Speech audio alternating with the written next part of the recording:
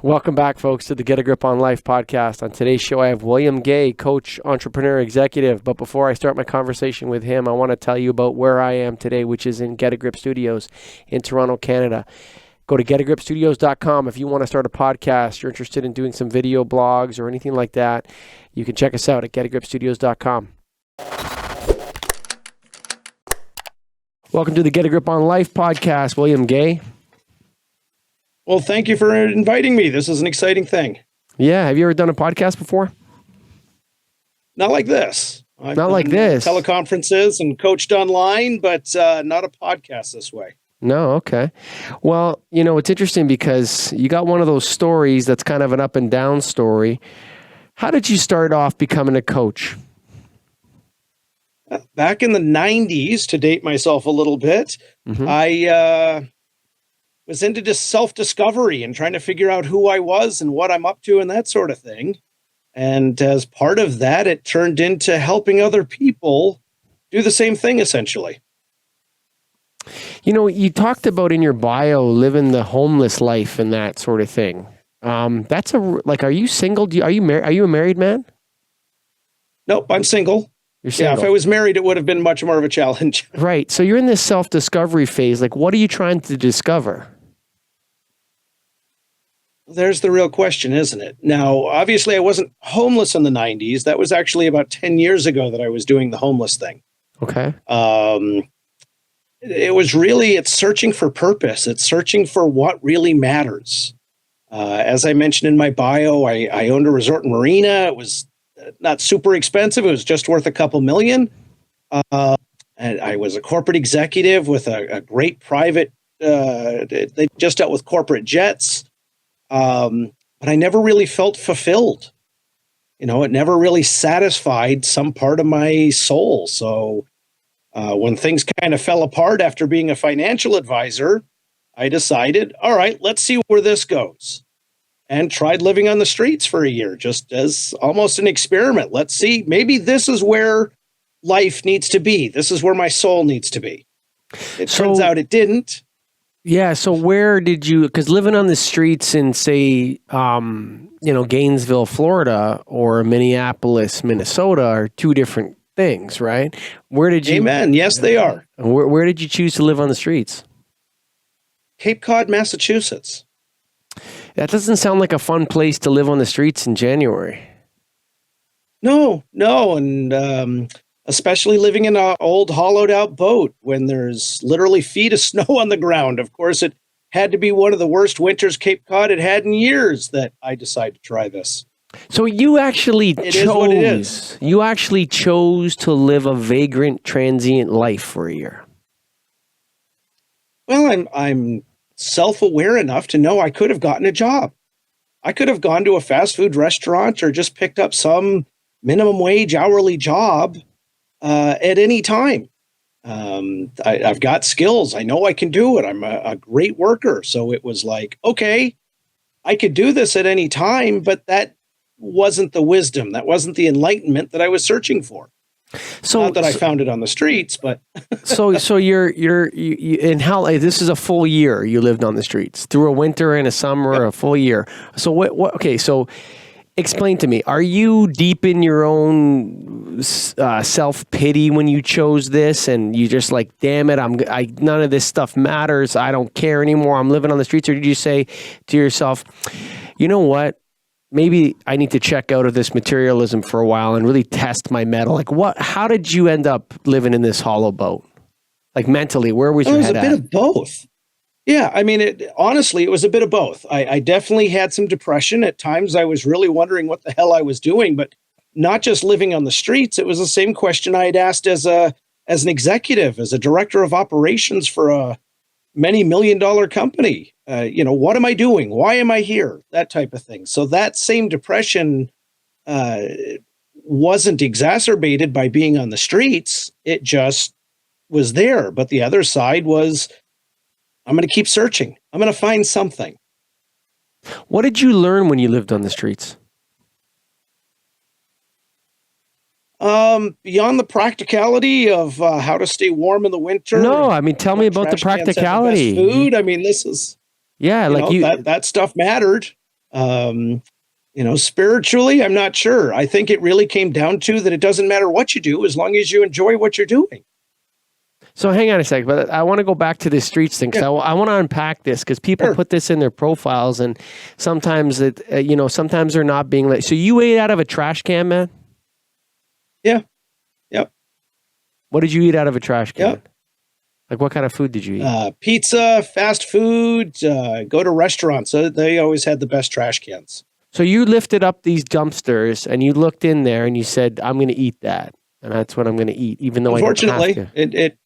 If you're hungry enough, believe me, you'll eat practically anything. Did you ever go to a soup kitchen or anything like that? I did a few times. I guess the concept that misery loves company comes to mind. And I wasn't miserable. I was lost, but I wasn't, again, there was always in the back of my mind that I had this option at any point. And that's eventually what got me out of living on the streets I was working 10, 12 hours a day, working for a Dunkin' Donuts and a Wendy's. After working on the streets. Go close Wendy's.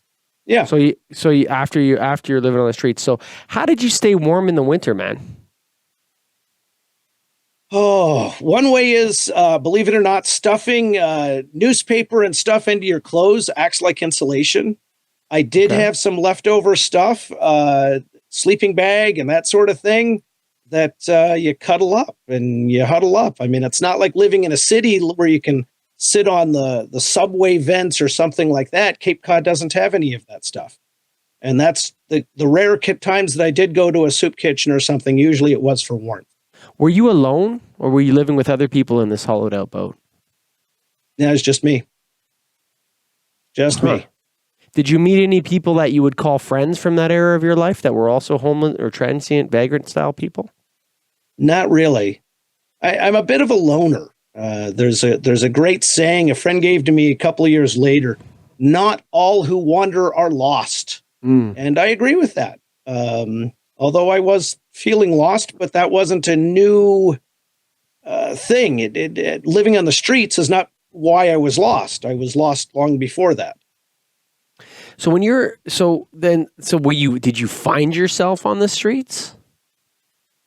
No, actually I didn't, which is what, after a year, I said enough of this noise, and that's what got me working. So what did you do? You got up what?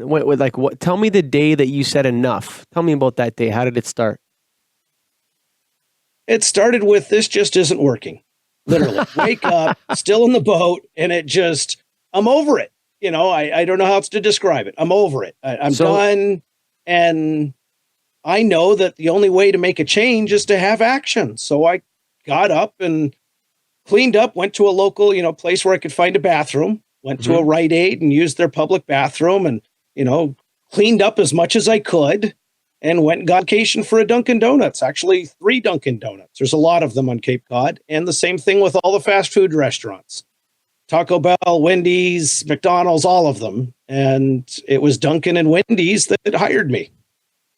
So you have a high flying career. You're a fairly wealthy guy. You're unmarried and you're single, but you're looking for purpose in life. You cash in all your chips. You live on the street. What was missing from your life before the time on the street?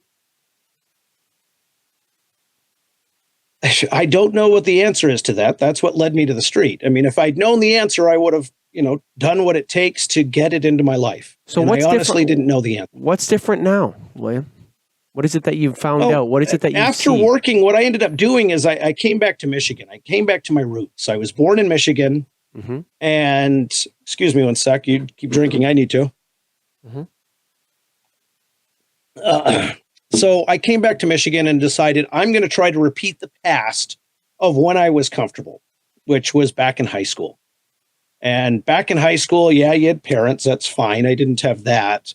But I was going to school. I earned my EMT certificate. I went and got a dive master certificate. I started my private pilot's license. I was doing all of these things. So at that point, I decided, well, let's see if we can recreate some of that. So I got a job. went back to school, took online courses to finish a degree. And out of this, it occurred to me the big thing I'm missing is a family. And since I haven't met anyone, it's kind of hard to have kids. So I've decided I'm going to adopt. Well, if I'm going to adopt a child, then there's some things I need, like a house, like some steady income, things like that. I want this child to be proud of who her parent is. And out of that, it's one step's led to another step, and that's what brought me here today, is getting back into helping people while I improve my house and finish it. And then the plan is to file for an adoption. Can a single man adopt a child in Michigan? They can pretty much anywhere in the country. The gay and lesbian movement has done miracles as far as that's concerned. Because I'm not sure if, I know the adoption registry in Ontario is very, very long. It's hard to adopt, actually, especially if you want to adopt a baby. It's very difficult to adopt. If you want to adopt a 7-year-old, that's a different story. But if I am looking at an older child. I'm not looking for an infant. Okay. That's interesting.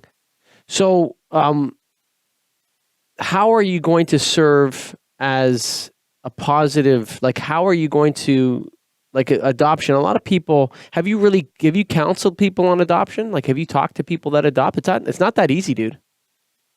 No, the I actual understand. emotional process of adoption of a born, not a baby, but a child that's, 7, 8, 10 years old, that's a difficult thing to do. Absolutely. Equally, something that I preach and hopefully practice is the hard things are the only things that are worth it. Yeah, but I mean, things in also life just aren't worth it. Yeah, but the other side of the adoption, have you talked to others that have adopted children that are definitely. Okay, if they're being honest with you, they'll tell you that it's a very, very difficult process. And I've interviewed a couple people that we didn't air the podcast. I do a show for a group called the Pregnancy Care Center, and I'm the host of the show. And I interview is women that have had very troubled pregnancies. So women that are sex workers, husband wants to abort the kid. Maybe they're drug addicts, very young, women that have had very, very traumatic pregnancies in their lives. And so I've interviewed them. And you talk to these people, a lot of them have histories, of different problems. One of them came up was an adoption issue where the people had regretted adopting her. Oh, that's horrible. But is it horrible or is it just is? Well, I think it just is, but it's also a horrible experience. I mean, part of my paradigm, now I've been through in America, we have what's called pride training. I couldn't tell you what the acronym stands for, but all the adoptive parents need to go through it if they're considering being a foster parent or adoptive parent. Mm-hmm. And I've been through it a couple times because the construction of my house is going a lot slower than I would have liked. I bet. One of the insights that I have been able to share is you've got to do what's right for you. And it is difficult, but the where you come from on a thing really matters. Intention matters. And what I mean by that is like living on the streets. My intention was to try to learn something. I knew it was a choice. If you get married, the intention is to be with this person. This is why we have these big, long, complicated sickness and in health till death do you part. Mm-hmm. It's got to be a big deal, or you're just the first chance you're going to get, you're going to go, oh, I'm done. Thank you for playing. Next, I'm going to move on to the next person or whatever it is. Yeah. The challenges with adoption is that people check out. There's several people in my church that they belong to, it's called second chance adoptions. These are people, or these are kids that, just like you described, it didn't work, which means they're even more hurt inside, and they're looking for a family still to adopt them. And they've adopted several kids from this program. And no, it's not easy. It really isn't. But even just raising your own biological kids isn't the easiest thing. If you're truly raising them, you're not hiring a nanny, you're not hiring an au pair, you're not satellite parenting. You're actually parenting and letting that child grow. So the intention is to do the best I can and not check Yeah. out. How come no romantic relationship for you? Well, I am actually seeing somebody now. Okay. Currently, I do have somebody, and she lives with me, and Okay. it's pretty great. We'll see where things go. Is she going to be involved in the adoption? She is, or at least we're planning on it. Yes. Okay, interesting. Okay. Tell me about your entrepreneurial experience, William. Well, back in the '90s, when I was just part of being a life coach, was attempting an experience. Excuse me. Mm-hmm. Also in the '90s, I was a bodyguard. I worked for Blue Star Security, which was owned by the bodyguard to Castro, believe it or not, when he first took office. And he got out and moved to Miami, and I was working for him as an independent bodyguard. So And, have you ever been a successful entrepreneur? define success for me? Do you have any employees? Not currently. Have you had employees? Like have you had a business that had a payroll? The most I've had was close to 50 employees. Okay, When I owned the resort and marina. That's a successful entrepreneur business. What did you learn from that you incorporate into your coaching? Oh, such a broad question is the challenge, because everyone's needs and wants are different. Something I've learned, I do have a YouTube channel, and I try to share things. While everyone's focusing on niches, the reality is that there's a lot of crossover between life and being a business person. And the lessons that you can learn and apply go both ways. Everything from managing your budget to taking care of your employees versus taking care of your kids. I'm just getting over a cold. You got to forgive me. The coffee is going to continue, Yeah, unfortunately. that's no problem. Yeah, I watched a few of your YouTube videos a couple days ago. But so I'm wondering what it is that you offer different as a coach that people can look to and say, here's why I want to hire William Gay. I mean, living in a boat and renovating a house and wanting to adopt a child, those are in your bio here. To me, those aren't things that I'm hiring a coach for. Because no, absolutely. So what is it about you that makes you want to come on the Get a Grip on Life podcast and say, hey, I'm a coach, I'm out there, go to empoweringlife.today and you can check out my videos. What is it about you that's special that people that would want to contact you and do business with you? Well, the name of your show is spot on perfect. Get a Grip on Life. Mm-hmm. Because of everything that I've done, that's the conclusion. That's what I offer, is getting a grip, is cluing into what's missing in your life and how to accomplish it. And I don't speak from some fancy, yes, I have a degree, but I didn't go to Harvard or anything like that. I didn't, yes, I've studied neurolinguistic programming and coaching and that sort of stuff, but it's not I didn't give somebody, $5,000 and say, great, now you're a certified life coach. This is coming from living life. This is coming from having owned a resort and marina. This is coming from real practical things and working with people, clients that have had breakthroughs, have had shifts in who they are. Tell me about some of the breakthroughs your clients have had. I know you're probably under some level of confidentiality, but tell me just in general, like what kind of clients use William Gay's service? And what do they get from it? So two come to mind. Okay. One is a person I've been working with since the 90s.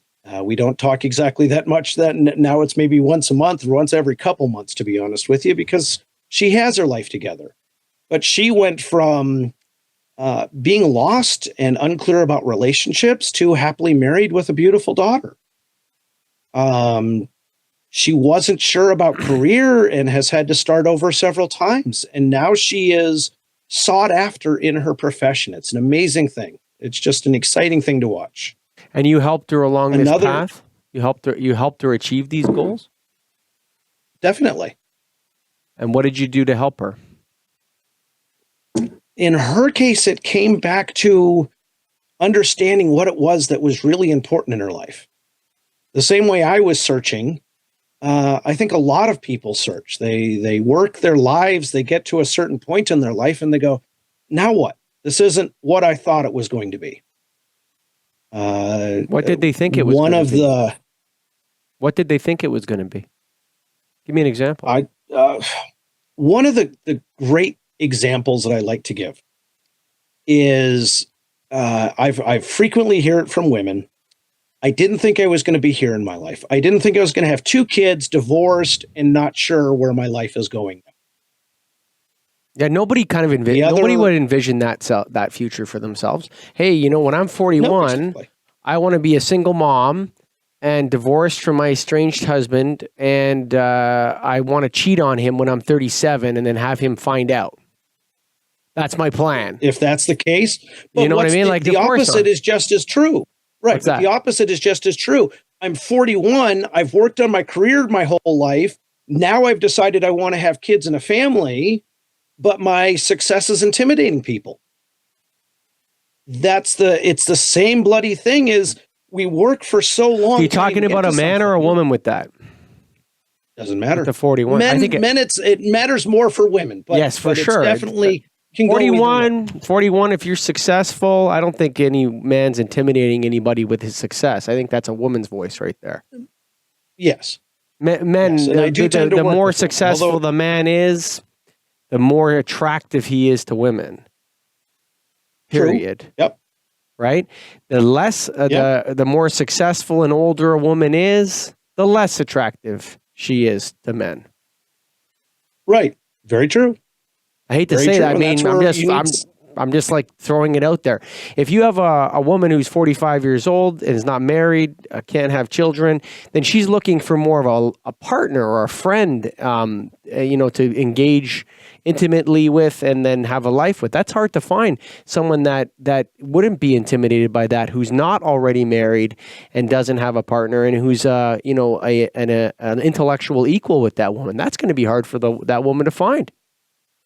It can be. Absolutely. Absolutely. And that's where some serious soul searching on her part needs to come in. Well, what do you advise when they're in that situation? Serious soul searching on her part. No, but if you're going to help them do it, I mean, no, they almost missed the hollowed out boat. Questions. Well, okay, I'm sorry. They almost. It's like they missed the hollowed out boat. I'm joking around with you, but it's like, you know, I mean, absolutely. That's a tough spot to be in. Like they have to accept that may have passed them by. Right. And that's where a coach, a therapist, I don't care who it is, can help that person work through that. Is that what you do? Discover a different meaning in life. That's what you do. Absolutely. Huh. Absolutely. Huh. And again, I do it from a practical, been there, done that situation. Tell me about this. When you were, was the bottom the hollowed out boat for you? Was that when you hit rock bottom? I'm not sure. Honestly, I'm not sure what really hit. It was, I'm out of ideas at this point. And that's where I'm wise enough to realize if I don't have the answers, to reach out to other people. The best people have coaches. I don't care if we're talking about the Prime Minister, the President, the President of Ford. They have advisors and people they go to for help. And so what kind of client are you looking for? What kind of people are you looking for to coach? Like what kind of, like what stratus or people that we've just described, people that have gotten to a stage in their life that isn't what they expected. Okay. People that feel like they're just missing something. They're not sure what it is. They're not quite crazy enough to go live in a hollowed out boat, but they're missing something.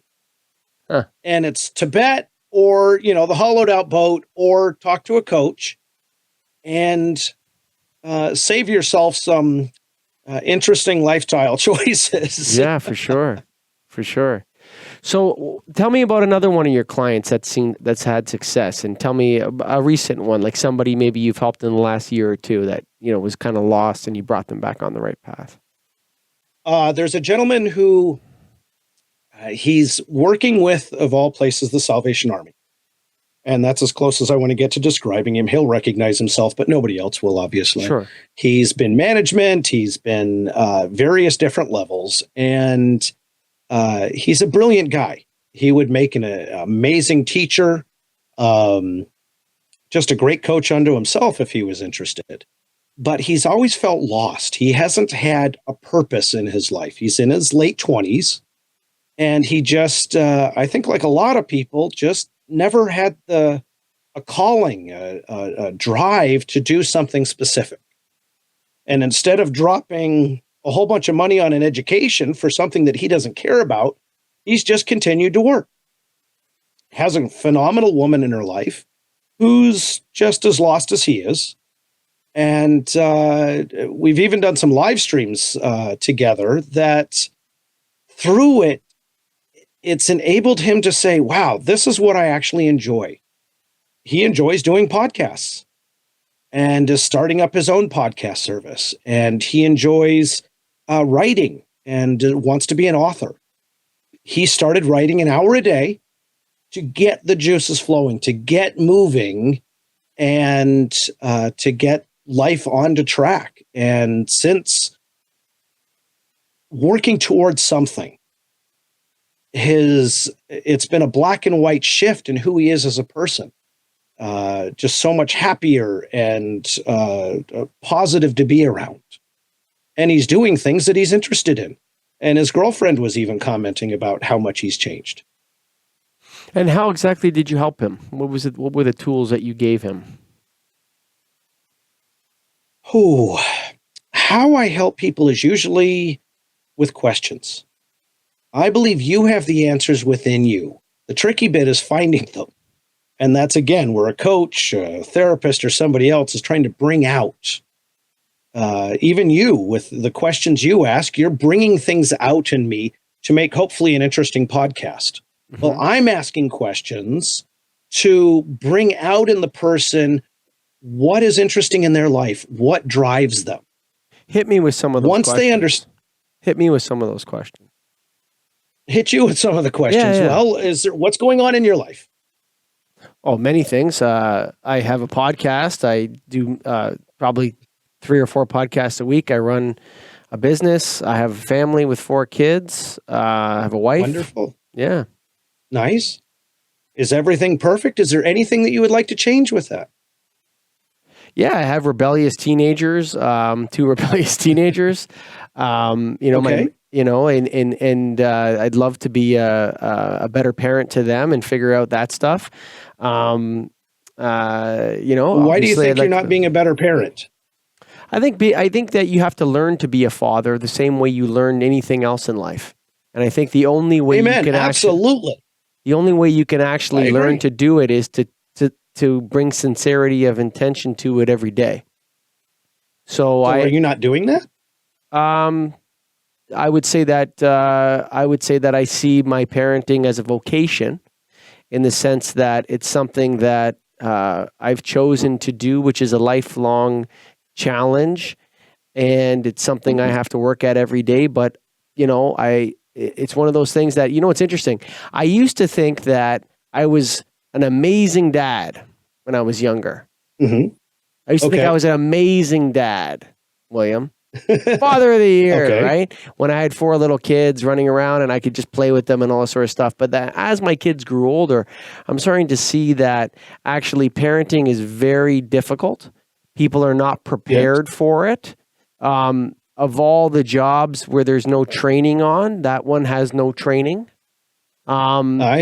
Most people just end up being a parent and they have no idea what they're getting into. Guess what? The kid's its own person. Yes.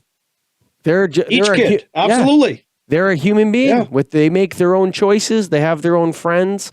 They have as they get older, you become less and less of an influence upon them, and their teachers and friends and other people in society become become an influence upon them. And then what you see is you come to see that in life there are cycles that people experience and they go through. So you start to see that, I see. This is actually, I'm actually bringing my own personal uh, baggage into this relationship like you do any other, like a romantic relationship. People bring their baggage into it, William. And, Definitely. like one of the things about adoption, which I think is interesting and why I asked you so much about it, and this is not for you, but I think a lot of people bring their own neediness into adoption and try to transfer their neediness from themselves onto another human being in the way that people do with pets.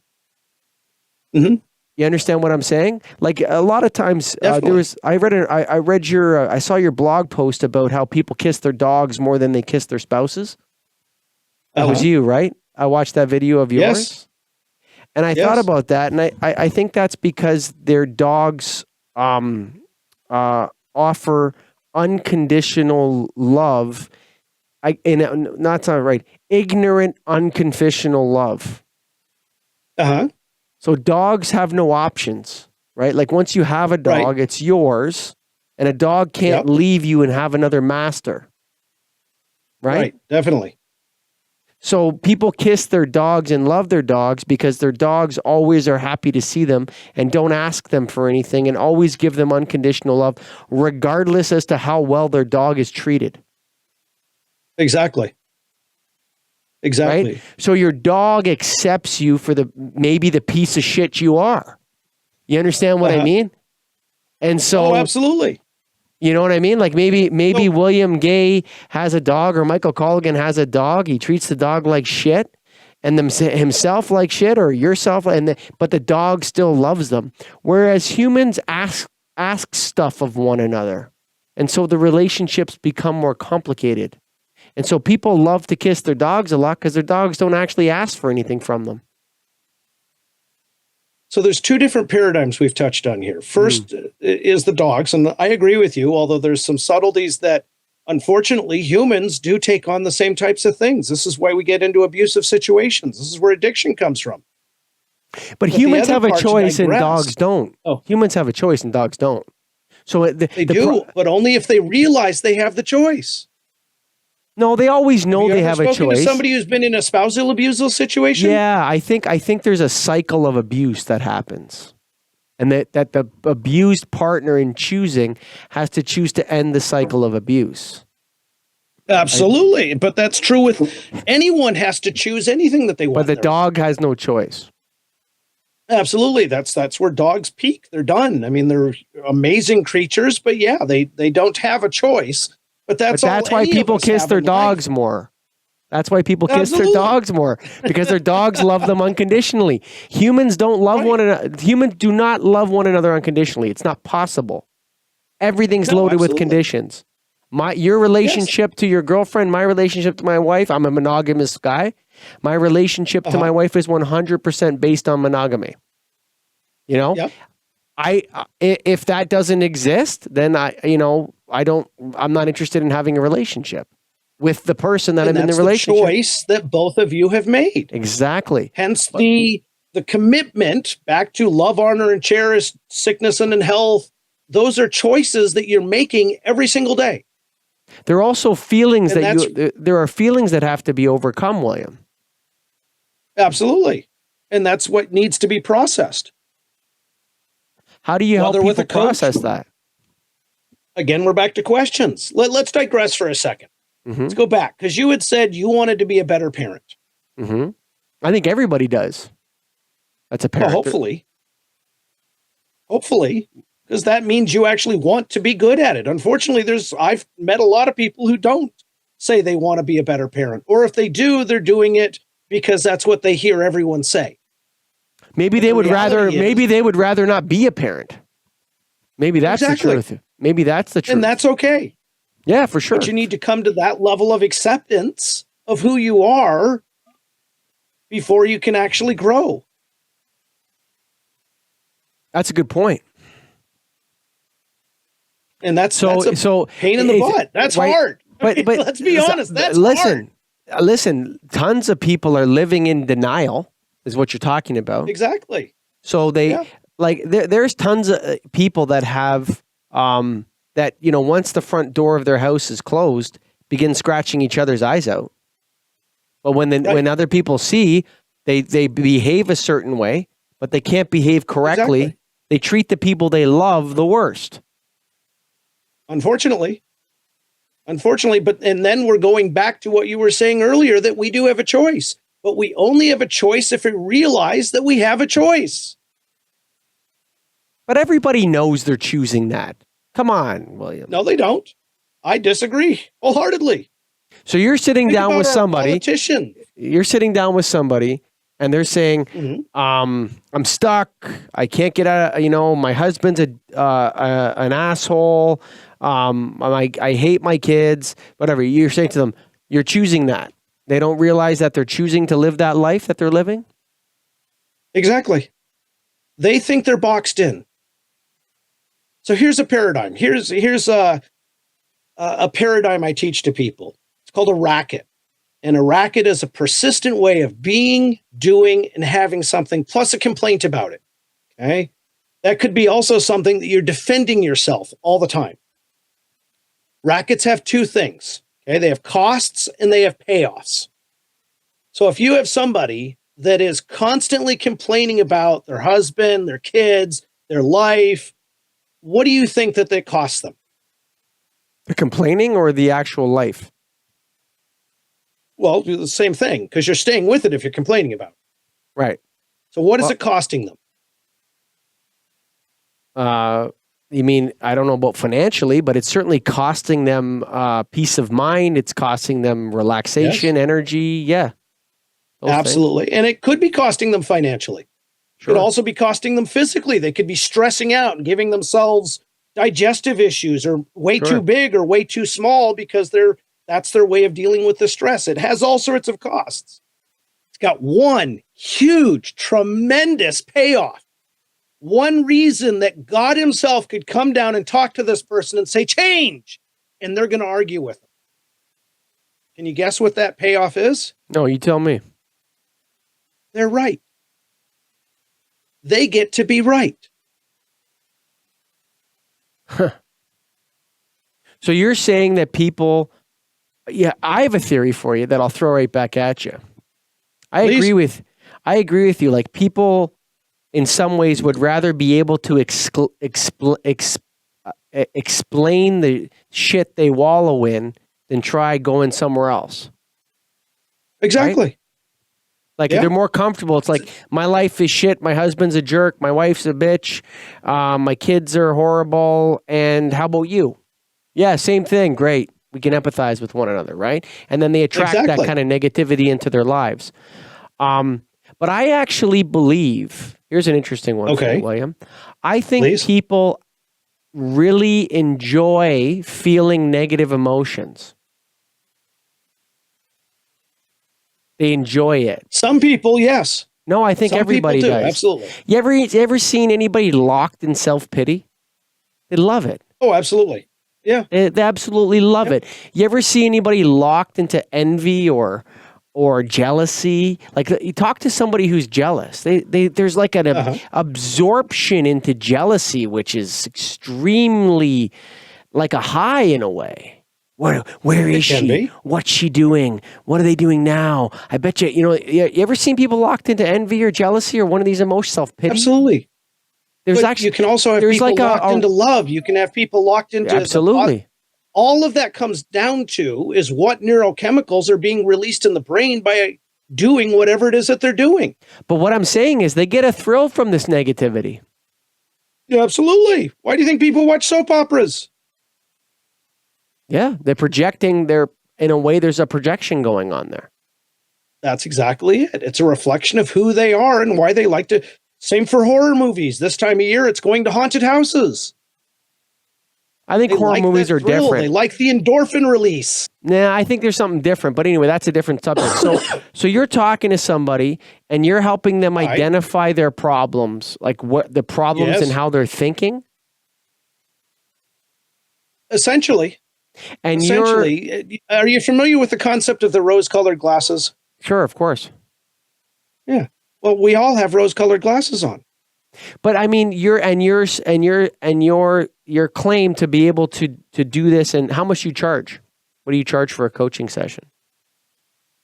For one-on-one, it's $300 an hour. 300 an hour. And you're saying is that I can charge you 300 an hour because I'm going to help you get out of this place that you're in and get to somewhere else. And how many hours would you suggest someone work with you? Everyone's different. Typically, within the first couple, 2-3 hours, we have a path. Okay. We have steps to take and a way of life to go through versus a therapist, for example, that who knows what they're charging. They're all over the map. Their goal is to help you process and work through. I'm not helping you process. I'm trying to give you a path because, again, biologically speaking, if you're in action, you're doing something, you're going to feel different. You're going to feel better. Yeah. And that's what I'm trying to help people with. I understand the difference between a coach and a therapist. Okay. A therapist is there to find out why you are the way you are. A coach is a person that's going to help you change from where you are to what you're going to be in the future. That's the difference between a coach and a therapist. I get it. Yes. If you want to figure out why your life is screwed up, then hire a therapist and do some go back and look at your past and maybe you can figure it out. Coaches are focused on the future. Okay. Right. So someone spends 3 or 4 hours with you and they've figured out their new path forward, like this guy with the podcast and writing his book, and this is his new path. Is it like that? Essentially, but let's go back to keep it personal between you and I. Sure. We go back to, again, you made the comment you want to be a better parent. How can you be a better parent? What can you do for your kids to I already know that. Parent? I gotta get better with the boundaries and get used to having teenagers and move the boundaries around a little bit so that that the kids are clear about what they're allowed to do and not do, as opposed to when they have smaller Why children. haven't you done that before? What's that? What do you mean? It's the first time I didn't realize I'm in the process of doing that. It's actually a lot more difficult than people think because the first step is that your wife and you have to get on the same page. Yes, that's huge. Right? That is tremendous. So you have to have two people that have never done a job before agree on how to do it. Yes. Okay. And that's communication, and that's you two talking. That's stupendous. That's not just communication. That's also like analysis and critical thinking as well. Yes. Okay. So, and then the second thing is like, if you're a parent, not all kids are the same. Some kids, right. like if you look at personality profiles of people, some people land very high on the agreeability. Some people are very agreeable naturally. Some people are very disagreeable. So you could have a child that's just naturally very disagreeable. That's going to have a very rough teenage years, and then it's going to work out fine. Or you could have someone a child that's very agreeable, but that's hiding maybe some negative emotions. So you don't know. This is a complicated job, particularly in 2019 when you have social media, phones. They just legalized marijuana in Canada.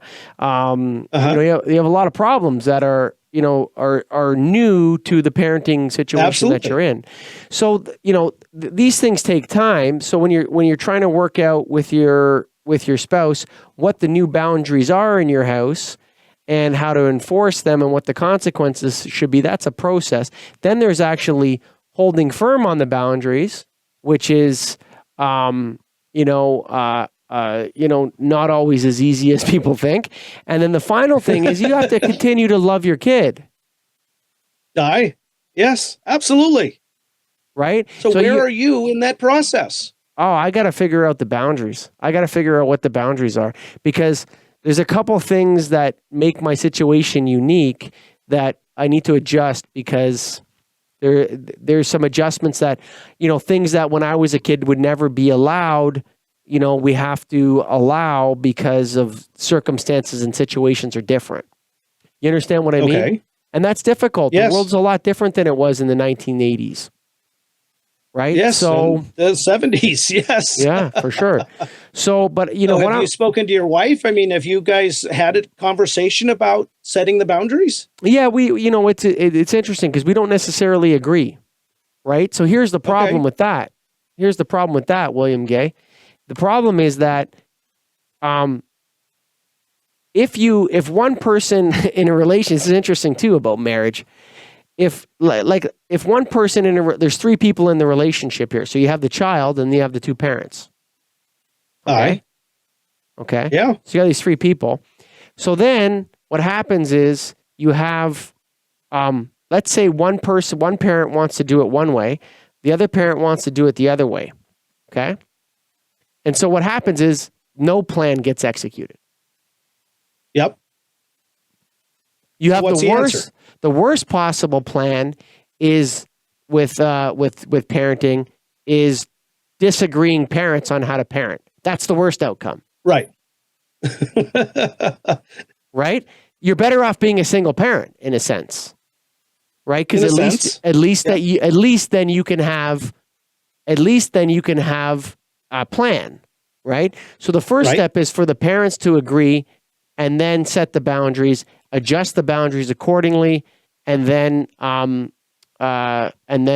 deliver the consequences if necessary, the discipline, not punishment, but discipline accordingly. So that would be the technical way to do it. But you hit the nail on the head. That's the technical way to do it. Sure. It's the ideal way to do it. But as you well know, if we had your wife here as a third person in this conversation and she's not agreeing with you, we can throw the technical out the bloody window. Well, no, because now you're back to the default. It doesn't matter. No, now you're back to the default, which is the worst kind of parenting, which is two parents that disagree with how the parenting should be done. Right? That's how you go back to that default. But this is where the two of you, if you could come together and you start with we're together. Things. We're working on these things. Good. That's wonderful. But yeah, like life is complicated, man. And, people like the idea that if, honestly, like there's, when people say that when single people that don't have a family, that are successful say they're lost, it's not hard to wonder why. You understand what I'm saying? Like, I can understand why you want to adopt a child. I can understand why you want to build and renovate a home. You want to make a home for yourself. You want to make a life for yourself.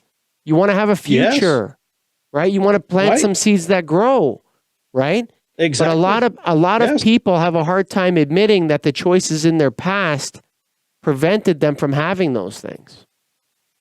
There's no one to blame but themselves, right? I don't know. I'm talking a lot here. But no, that's okay. But you asked initially, what do I do?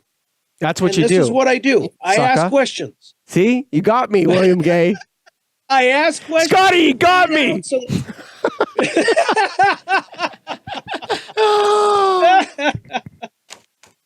What I do, that's because you have the answers within you. And if I can get you to see that you have that answer, the next steps to take, then you've accomplished something. Then you have steps to take, and then come back to me in a month. Let's talk again in a month or 2 months. Have you done these things? Yeah, a lot of people don't understand the difference between a coach and a therapist. That's what it comes down to. Yeah, when coaching first started back in the early 90s, it was even more confusing. And here we are 30 years later, and people still don't quite get it. Well, and there's different kinds of coaches, but when you're talking about whatever, your business or your life or whatever problem you have right now, how you got there doesn't really matter all that much. And the traditional therapist model of unpack the past, like unpack the past to figure out how you got there, is almost in some ways like a waste of time. It'd be better. That I don't necessarily agree with, because I've worked with some therapists. I recommend people to therapists all the time. It's just it's a different set of glasses. It's a different way of looking at the world. I don't think I disagree again, and I'll tell you why. I don't think that doing that is wrong. Okay. I don't think it's wrong to go pay a therapist to figure out, hey, lots of people have very, very serious issues that they need to work out with therapists. Okay. Right. Yep. But if you have a problem that you need to solve, a lot of times working with a therapist to figure out how you got to this crossroads, you need to solve the problem, right? Absolutely. And sometimes the problem solving has nothing to do with how you got there. You understand what I'm saying? That's the difference. That's the difference between a coach and a therapist, William, in my opinion. Well, but and to a certain extent, I agree with you. But the paradigm you need to remember is that it's the past that created the problem. So in understanding and owning that, and this is always what, at my core, there's two paradigms that I try to get across. One is just own who the heck you are. Most people don't want to own who they are. You know why? Maybe you're a phenomenal executive and a horrible parent. That's okay. There's nothing wrong with that. Or vice versa. You're a phenomenal parent and a horrible executive. Yeah. I mean, maybe your highest aspiration is to work in a factory. Phenomenal. We need everyone. Well, yeah, there's no right or wrong here.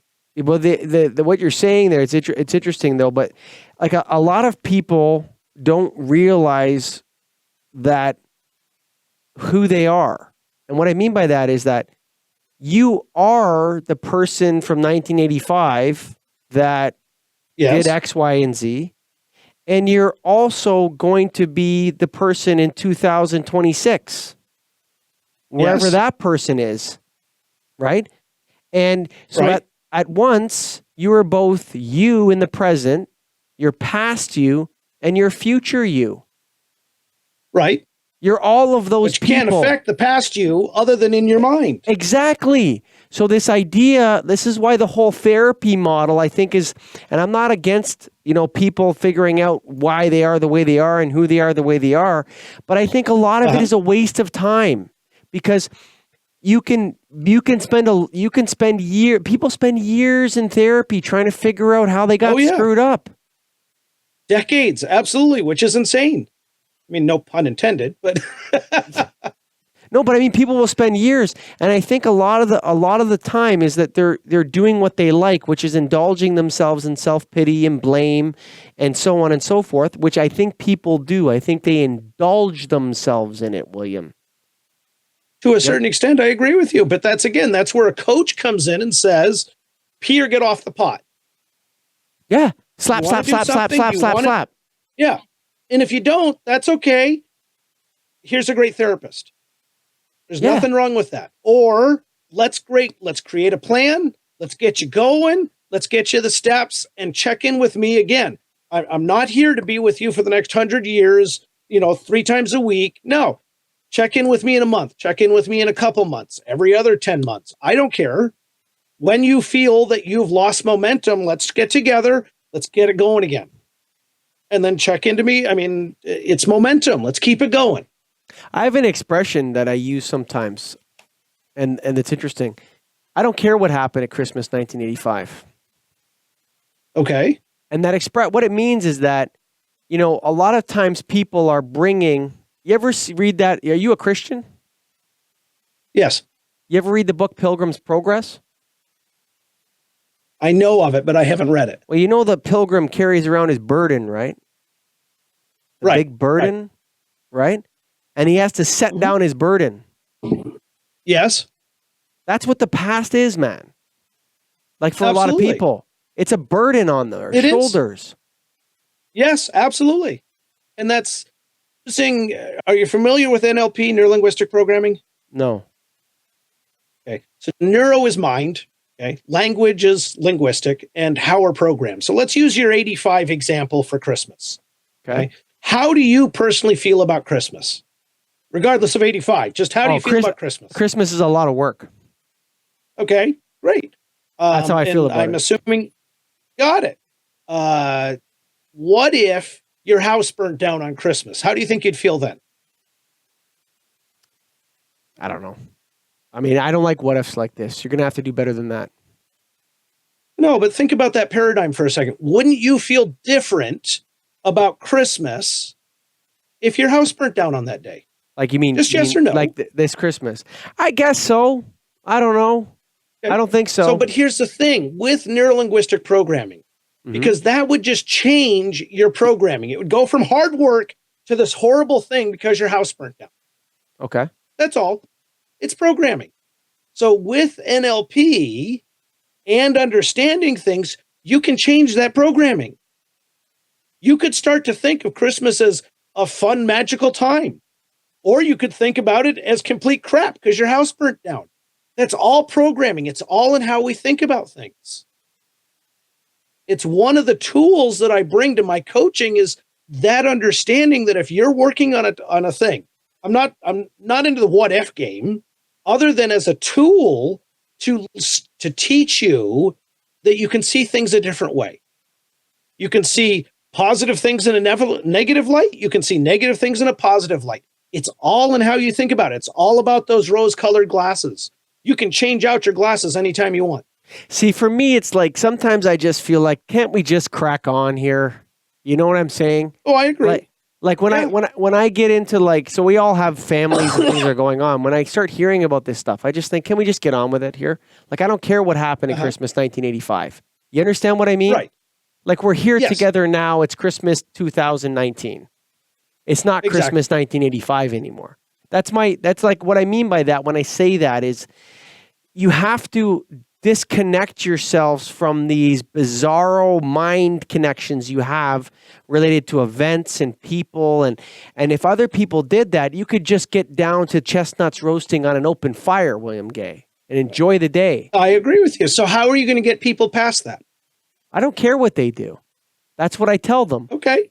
I'm not a coach. Right. You are. That's your job. Yeah. That's why I'm a podcast host. I just tell them, look, I don't care what happened in Christmas. Affect, all of your audience by being a podcaster. Well, I tell them, look, guys, if you're listening to this and you care what I think, who cares what happened in Christmas 1985? Really, who cares? Like you have to, like, if you're stuck in the past, you can't walk through a forest backwards, William. We could, but it'd be a bumpy experience. That's exactly what people are doing when they're trying to figure out how they got screwed up. They absolutely, yes. You need to turn around and say, what is the problem in front of me right now? Oh, I'm in debt. Okay, what's the problem? But if all you've ever done is walk backwards, how do you know how to turn around? Exactly. Got to get out of the hollowed out boat, you come to brother. A coach. You got to get out of. That's why you come to a coach. I think before you come to the coach, before you go to the coach, you got to get out of the hollowed out boat. Yes. Well, you've got to do something because just staying in the hollowed out boat isn't teaching anything. Well, unless you want to go to Tibet and meditate for the next, 20, 30, 50 years. So if you're in the hollowed out boat and William Gay walks up to the William Gay in the hollowed out boat and says, "Hey man, give me $300 and I'm going to coach you out of this hollowed out boat." That's not how it works. You only get the coach after you've solved a bunch of problems first. You understand what I mean? I agree. Right? Yes. Yeah. Like you only get the coach. Like you can only afford the coach after you close the Wendy's and open the Dunkin' Donuts for 3 years. And you have a warm bed to sleep in and a meaningful, intimate relationship. But you have to have a reason to get those things.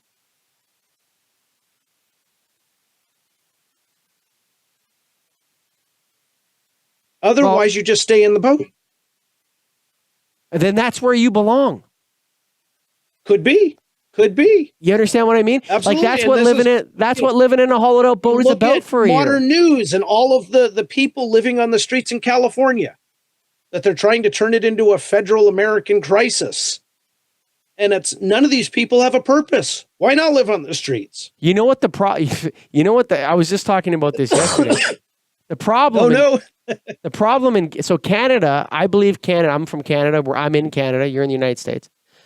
Canada, it depends on how you calculate it, okay? But if you looked at like minerals, water, trees, wealth, rule of law, justice, Canada's probably the richest nation in the world per person.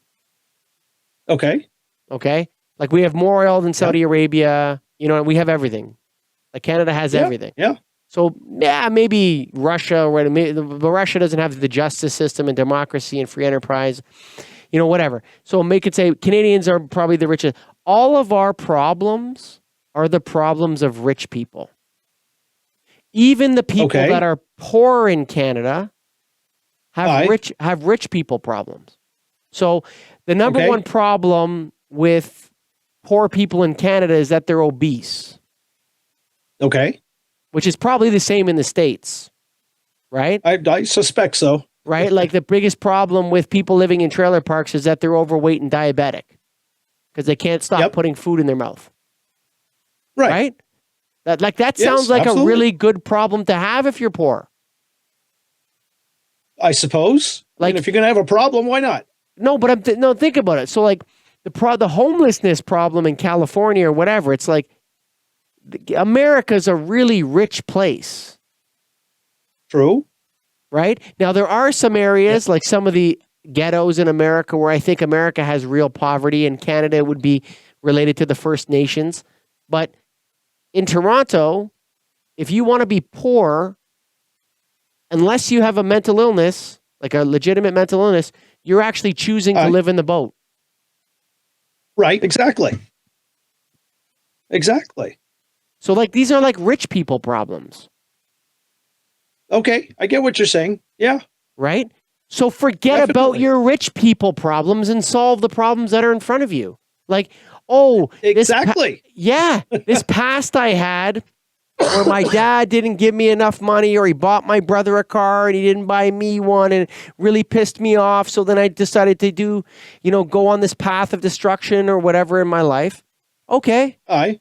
It's everybody else's fault, is it, William? Yeah, you see what I'm looping back to here? By that paradigm, yes, I agree. Yeah. They all think it's somebody else's fault, but I like your analogy that it's a rich person's problem. Because I lived overseas. I was 6 years in Saudi Arabia. I've been around the world a couple times. And yeah, if you're really in destitute, there's just nothing there. You're in Ethiopia, you're, in some part of Africa, or even lots of India, in the suburbs, not the cities. There is no choice. Like you can't get out of the boat. No, exactly. Like Exactly. you live in a hollowed out boat. That's where you live. Right. And you can't get out of it. You have to stay there because that's how it works. Right. In America and in Canada, people are choosing the hollowed out boat rather than facing the existence, rather than choosing reaching for meaning. Absolutely. Yes, no, I agree with you wholeheartedly. And it's a challenge. And that's also a challenge as a coach in finding people to help is that don't think they have a problem. Well, not only that, they think they have to live in the hollowed out boat when they don't.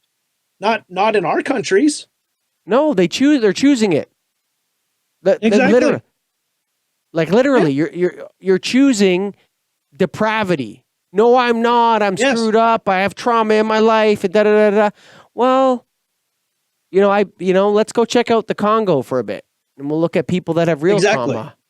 I'm not saying that people don't have trauma in their lives, that things aren't bad or whatever, and that people don't have real mental illness and other things.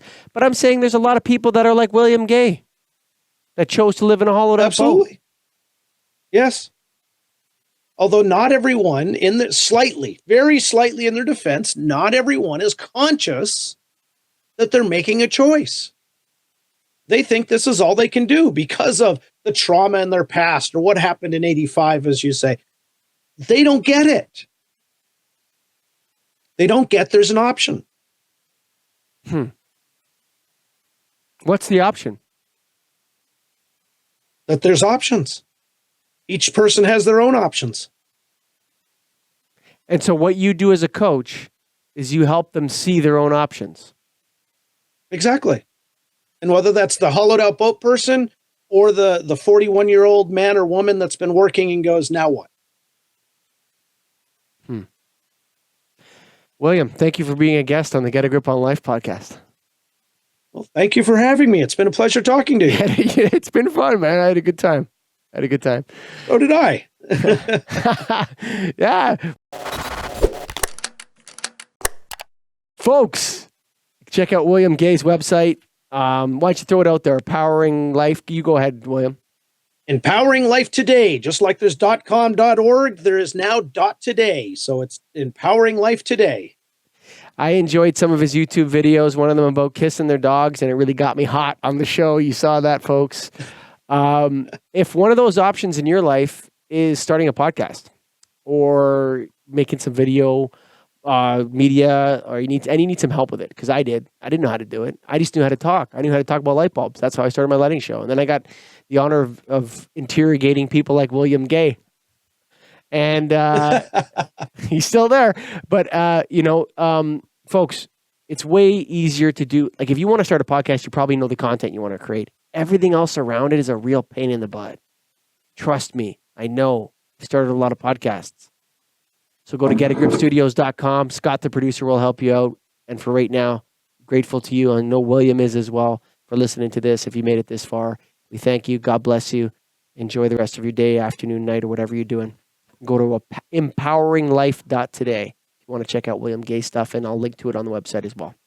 Thanks for listening.